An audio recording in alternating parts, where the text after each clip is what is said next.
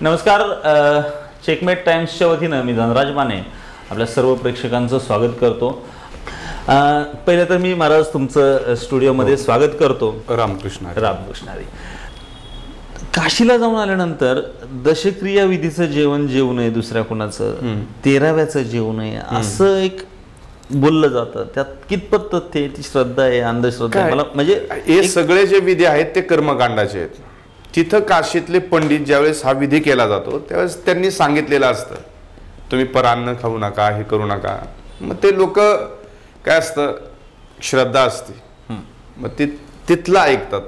मग इकडं आल्यानंतर ते त्या पद्धतीने पाळतात. मग कधी 10व्याचं कधी श्राद्धाचं प्रसाद नाही काही लोक घेत. त्यांनी त्यांच्यावरती विश्वास ठेवलाय.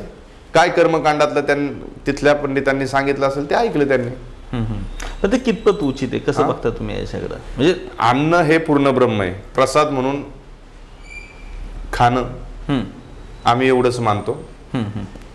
बाकी त्या संबंधानं कर्मकांडाचे विधी करणारे त्याची इच्छा, लोकशाहीने दिलेला प्रत्येकाला अधिकार आहे.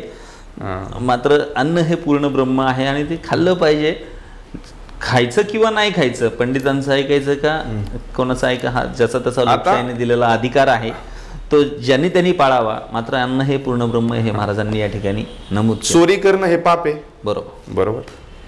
पण ज्या वेळेस एखाद्या माणसाला खायला मिळत नाही, आता तो खाण्या वाचून मारणार आहे, अशी ज्या वेळेस वेळ येते त्याच्यावरती, त्यावेळेस त्यांनी चोरी करून खाल्लं तरी ते पाप नाही असं शास्त्र सांगतं. बरोबर बरोबर. तसंच आपण काय मानतो, काय करतो, कुणावरती श्रद्धा ठेवतो, हे सगळे कर्मकांडाचे विधी आहेत.